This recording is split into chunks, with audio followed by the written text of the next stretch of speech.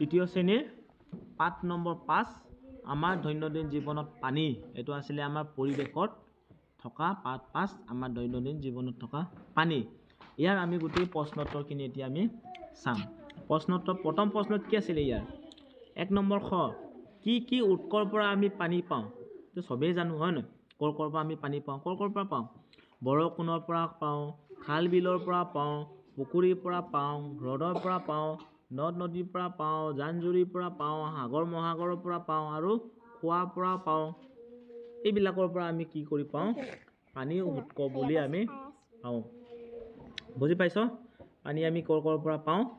এইখিনি হ'ল নে খ নম্বৰত কি দিছে তুমি আৰু আমাৰ সুবুৰীয়াই পানী কৰ পৰা পোৱা এটো নিজৰ ইচ্ছামতে লিখিবা হয় ন নিজৰ সুবুৰীয়া অঞ্চলৰ পৰা আমি কৰ পৰা পাওঁ কৰবাত নদী থাকিব পাৰে যেনেবা উত্তৰ যেনেবা কি হ'ব পুখুৰী বিল দমকল কুঁৱা বৰষুণ আদিৰ পৰাই আমি ওচৰ সুবুৰীয়া হ'লেও আমি তাৰ পৰা আমি পানী পাব পাৰিম হয় নে নেক্সট ঘ নম্বৰত কি দিছে তোমালোকৰ অঞ্চলত বা ওচৰে পাজৰে থকা বিল জান-জুৰিৰ নাম লিখা তোমালোকৰ অঞ্চলত কি নৈ বিল জান-জুৰি আছে এইখিনি উত্তৰটো নিজে ইয়াত লিখিব পাৰিবা দেই ব্ৰহ্মপুত্ৰৰ ওচৰত আছে যদি এটো ব্ৰহ্মপুত্ৰ হ'ব সুবনশিৰিৰ ওচৰত আছে যদি এটো উত্তৰটো কি হ'ব সুবনশিৰি হ'ব এইটো ঘ নম্বৰ আছে দূষিত পানী কোৱাৰ উপযোগী হয় নে দূষিত পানী কোৱাৰ উপযোগী কেতিয়াও নহয় দেই তো মনত ৰাখিবা ন নম্বৰত আছে পানী কি কামত ব্যৱহাৰ কৰা হয় কি কামত পানী ব্যৱহাৰ কৰা হয় খাবলৈ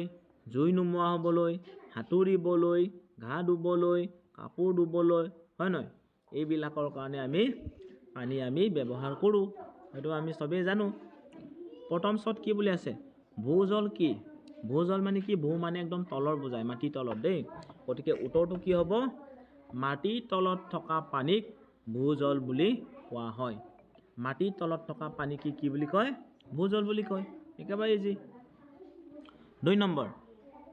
তলৰ শব্দ শৃংখলটোত থকা পানীৰ উৎসবোৰ বাছি উলিয়াই এই ঘেৰ চিন দিব লাগে আমি ইয়াৰ পৰা আমি কি কৰিম বাছি উলিয়াব লাগে কৰ পৰা পানী পাম যেনেবা নিজৰা পামনে পানী হয়নে খাল ইয়াৰ পৰা পানী পামনে নদী ইয়াৰ পৰা পানী পাম হ্ৰদ ইয়াৰ পৰা পানী পাম সাগৰ ইয়াৰ পৰা পানী পাম বিল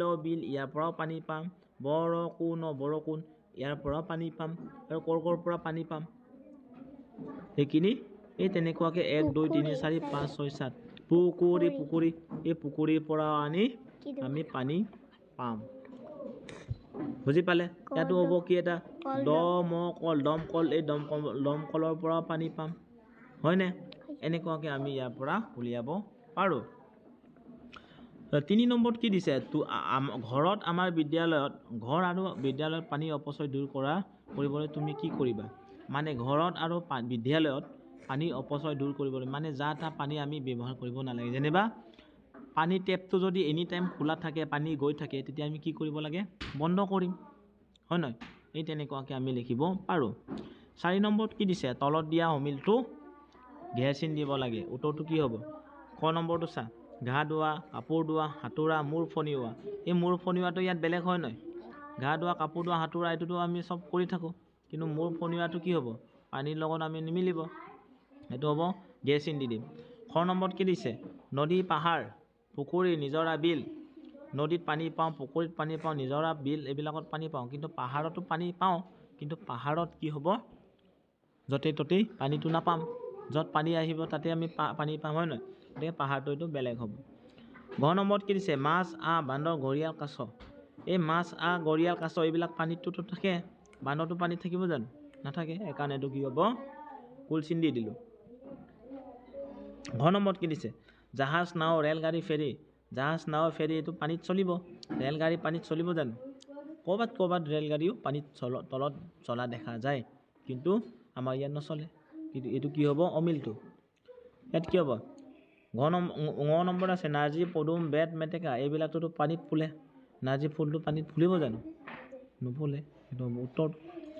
5 নম্বৰত কি দিছে পানী দূষিত হোৱাৰ 3টা কাৰণ পানী দূষিত হোৱাৰ 3টা কাৰণ কি দূষিত মানে পানীটো কিয় বেয়া হৈ যায় ইয়াৰ 3টা কাৰণ কি হ'ব উত্তৰটো কি হ'ব ইয়াৰ পুখুৰীত গা ধুলে গৰু মহে পানী খালে লেতেৰা বস্তু পৰি থাকিলে পানী দূষিত হ'বনে? পানীটোতো বেয়া হ'ব এইটো। আৰু এটা আছে বিভিন্ন কীটনাশক বস্তু পানীত মিহলি হ'লে পানী দূষিত হয় দেই। বিভিন্ন ধৰণৰ কীটনাশক বস্তু কি হ'ব? মিহলাব নালাগে পানীত। আৰু কি নদ নদীত গেলা বস্তু মৰা জীৱ জন্তু পেলনীয়া আদি পেলালে নদীৰ পৰা পানী দূষিত হয়। এইকাৰণে বিভিন্ন ধৰণৰ জীৱ জন্তু মৰা, যেনিবা গৰুৱেই হওক, ছাগলীয়েই হওক, গাহৰিয়েই হওক, যিকোনো এনেকুৱা ধৰণৰ মৰা জীৱ জন্তু এই আমাৰ যেনিবা এই পুখুৰীখিনিত যদি পেলাওঁ, পানীটো কি হ'ব? দূষিত হ'ব। গতিকে এইটোৱে হ'ব গোটেইখিনি প্ৰশ্ন উত্তৰ আমি কৰি পেলালোঁ। গতিকে এইখিনি এতিয়া কি কৰিব লাগে? তোমালোকে মুখস্থ কৰিব লাগে। আৰু এতিয়া কি নোচোৱাকৈ এইবিলাক মুখস্থ কৰি আৰু নোচোৱাকৈ লিখিব পৰা হ'ব লাগিব। গতিকে আজি আমাৰ এই ৪ৰ্থ শ্ৰেণীৰ ক্লাছ 3 পাঠ নম্বৰ 5 আমাৰ দৈনন্দিন জীৱনৰ পানী, ইয়াৰ সকলোখিনি প্ৰশ্ন উত্তৰ আমাৰ কি হ'ল? গোটেইখিনি কৰা হৈ গ'ল।